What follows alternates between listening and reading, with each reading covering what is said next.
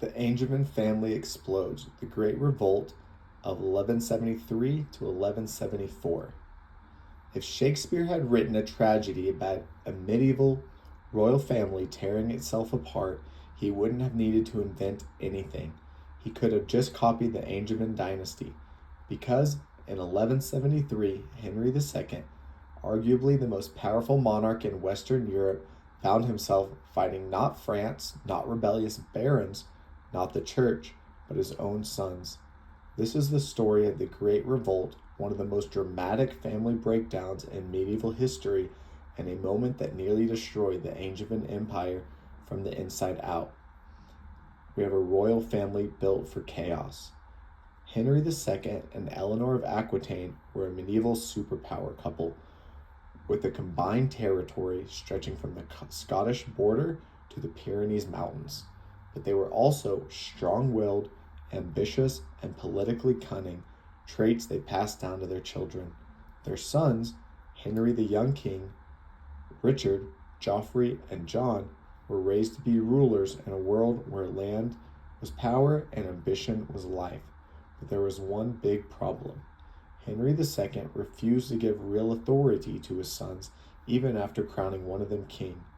In 1170, he had his eldest surviving son crowned as King Henry the Young King, the only time in English history a king crowned his successor while he was still alive.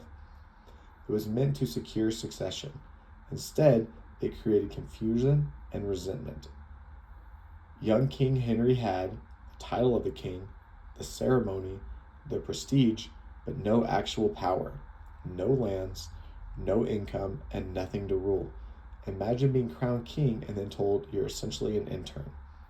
The resentment simmered. The spark that lit the empire.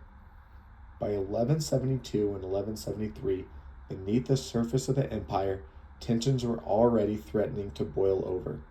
Eleanor and Henry spent an increasing amount of time apart. Richard and Geoffrey had inherited their mother's political instincts and her loyalty. The King of France, Louis VII, was always eager to weaken Henry, and then barons across England and Normandy disliked Henry's tight grip on authority. But the immediate spark came from one controversial decision. Henry planned to give 3 castles in Anjou to his youngest son, John. This enraged the young king. The lands assigned to John were supposed to be part of the young king's inheritance, not gifts to the favorite younger son. Seeing his birthright shrink and tired of waiting for real authority, the young king fled to the court of Louis VII and officially rebelled. A family turns on itself. Once the young king defected, the dominoes fell quickly. Richard joins him. Richard had recently become ruler of Aquitaine and felt Henry II still interfered too heavily in his governance. Then Geoffrey joins him. As Duke of Brittany, Geoffrey believed he was treated like an afterthought. And then Eleanor of Aquitaine, their mother, supported them too.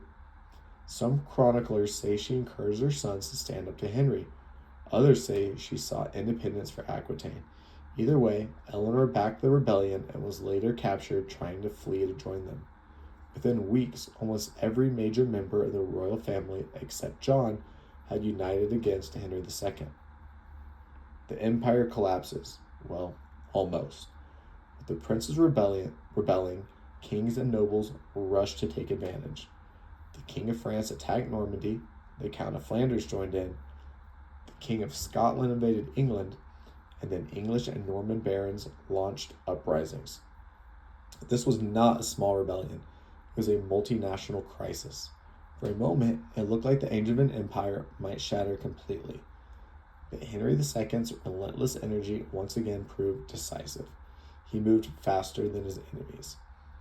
Henry traveled across the empire with remarkable speed, quelling uprisings, defending fortresses, and dividing the rebel forces. He bribed where necessary.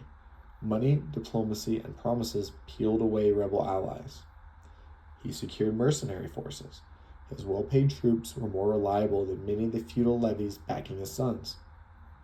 Then came his most dramatic move of all, Henry's penance and a miraculous return. In July of 1174, Henry performed public penance at the tomb of Thomas Becket in Canterbury. The spectacle was astonishing. The king walked barefoot through the city. He prayed over the martyr's shrine. He allowed monks to whip him as an act of humility. It was political theater, but it was extremely effective. Henry portrayed himself as a humbled ruler seeking peace with God and the church.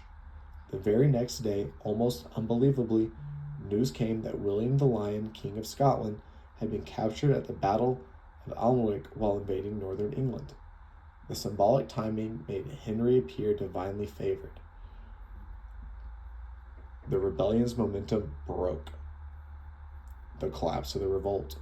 One by one, rebel alliances unraveled. French forces withdrew, barons surrendered, castles fell, mercenary armies dispersed. The young king realized the cause was lost. By September of 1174, the revolt formally ended. Henry II had survived a coordinated attack by nearly every enemy he had and every member of his own family. Aftermath: a family in ruins. Although Henry triumphed politically, the damage to his family was severe. Eleanor of Aquitaine.